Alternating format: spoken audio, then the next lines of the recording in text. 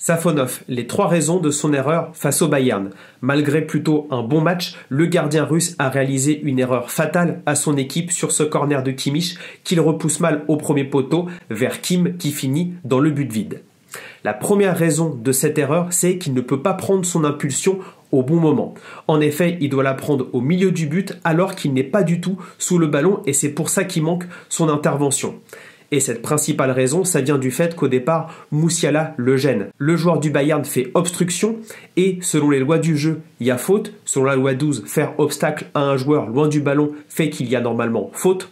Cependant, on sait que depuis 10 ans, faire des blocs sur corner, c'est plutôt toléré.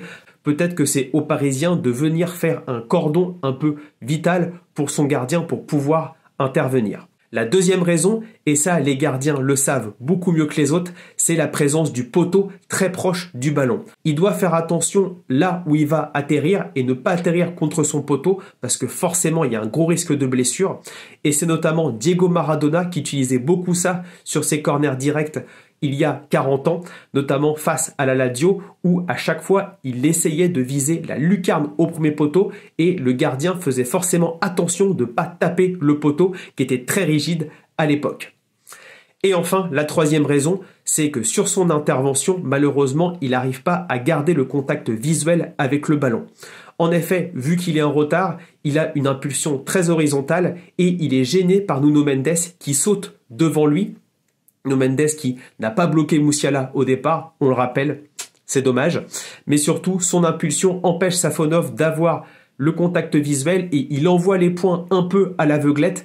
Et donc, malheureusement, il dégage mal le ballon. Et à la fois sans impulsion, à la fois en ayant peur du poteau et à l'aveuglette, ça fait que ces 3 raisons font qu'il manque totalement son intervention et Kim finit dans le but vide.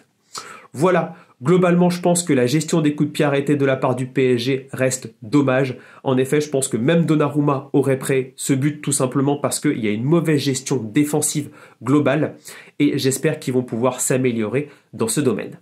Dites-moi ce que vous en pensez en commentaire.